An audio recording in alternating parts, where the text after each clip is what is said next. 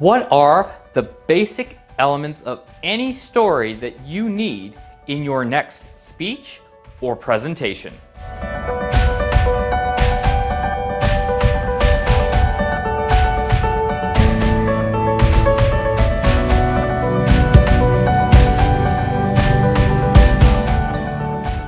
Hi, I'm Tim Barnaby. I'm your certified world-class speaking coach. I help business professionals speak, lead, and succeed in their careers, their communities, and their lives. Today I want to talk to you about storytelling and what are the three main parts of a story that you need in order to tell it in any situation. Now, there are plenty of storytelling courses out there, but this I find are the three things that you absolutely need to have in order to make your story successful. And here's something that you need to understand. This goes back to Aristotle. He actually designed this structure.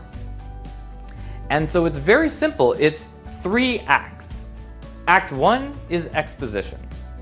Act 2 is conflict. And Act 3 is resolution. So let's go through those 3 acts. Act 1, exposition.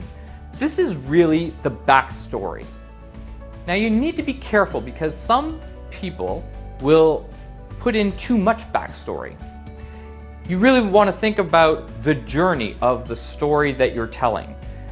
Is the information that you're putting in your exposition absolutely necessary to carry the audience through to the end? There may be some detail that is important to you as the storyteller because it's something that's happened to you and you want to share that information. But if the information never leads to something through the rest of your story, it may be better to leave it out because it serves no purpose throughout the rest of your speech. So once you've given enough background to share with your audience, you move into Act 2, conflict. Every story needs conflict, whether it's between 2 individuals, whether you as the main character are trying to overcome something, whatever it is, that conflict exists.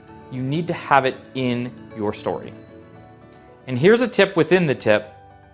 The conflict needs to escalate. If you talk about a challenge and you have only one thing happen and that's it, it becomes not very interesting. If I think of the story of Titanic, the conflict is that the boat hits the iceberg. The conflict escalates by having the water continually come into the boat. Even though they shut down the generators, the boat still continued to sink.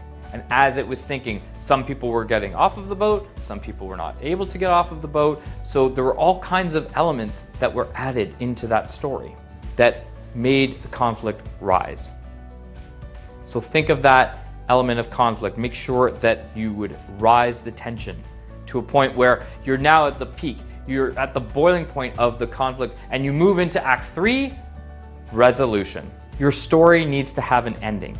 You need to bring your audience together and say, now that I've taken you on this journey, you need to know what the outcome is and what the learning was from what had happened having gone through that conflict.